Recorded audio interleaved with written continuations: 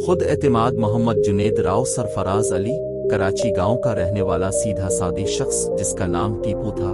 इसकी एक आदत बहुत अच्छी थी कि वो खुद पर यकीन रखता था और हर मुश्किल काम में अपनी इस खूबी की वजह से कामयाब हो जाता था। एक रोज वो ये सोचकर शहर में अपनी रोजी तलाश करने के लिए आया था कि अगर शहर में कोई अच्छी नौकरी मिल गई तो अपने घर वालों को भी शहर मिला होगा।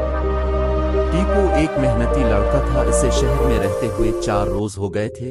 5वीं रोज जब वो टूटी सड़क से जा रहा था तो अचानक किसी ने पीछे से आवाज दी, मियां थोड़ा सा धक्का लगा दोगे? टीपू ने पीछे मुड़कर देखा तो एक सफेद दाढ़ी वाले साहब अपनी गाड़ी के पास परेशान खड़े थे। उन्होंने ही टीपू को आवाज दी थी।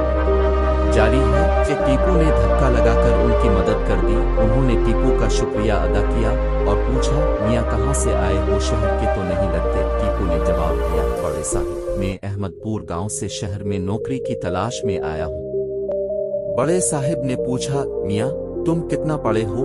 टीपू ने कहा, मैं मीटर काफ पास हूँ। उन्होंने इसे गाड़ी में बैठा और कहा कि मेरा ड्राइवर बहुत ज्यादा बुरा हो गया और उसकी नजर भी कमजोर हो गई। तुम गाड़ी चला सकते हो तो कल से मेरे पास आ जाओ। टीपू ने बताया कि मुझे गाड़ी चलाना तो नहीं आती पर आप मौका दें तो जल्दी सीख जाऊंगा। उन्होंने कहा, ठीक है। वो टीपू को अपने घर ले गए और अपनी गाड़ी की चाबी अपने नौकर को दी और कहा कि टीपू को गाड़ी चलाना सिखा दो। वो उनका ड्राइवर था मगर उम्र ज्यादा होने की वजह से बड़े साहब ने इसे घर के छोटे मोटे कामों के लिए रख लिया था। अब नौकर टीपू को गाड़ी सिखाने के लिए रोज लेकर जाता तो था, लेकिन बजाय इसे गाड़ी सिखाने के बातों में अलिफालजई रखता क्योंकि वो नहीं चाहता था कि इसकी जगह कोई और ले। इसी वजह से वो टीपू को धीरे धीरे डराने भी लगा कि बहुत मुश्किल काम है, अगर कुछ खराब हो गया तो गाड़ी खराब हो जाती है और तनख्वाह से पैसे काट लिए जाते और काम से भी निकाल देते। टीपू को अपने आप पर भरोसा था और वो डरने वालों में से नहीं था। टीपू जब भी इसके साथ गाड़ी में जाता तो उसे खामोशी से देखता रहता कि गाड़ी कैसे चलाता है। अभी 10 रोज गुजरे ही थे कि नौकर छठी लेकर गांव चला गया। अब टीपू कुछ घबरा रहा था कि अकेले गाड़ी कैसे लेकर बाहर जाए। इसे डर भी था कि कहीं कुछ हो गया तो नौकरी भी नहीं मिलेगी। टीपू अभी गाड़ी में बैठा ही था कि बड़े साहब ने इसे आवाज दी और एक जरूरी काम से पास वाली मार्केट में चलने को कहा।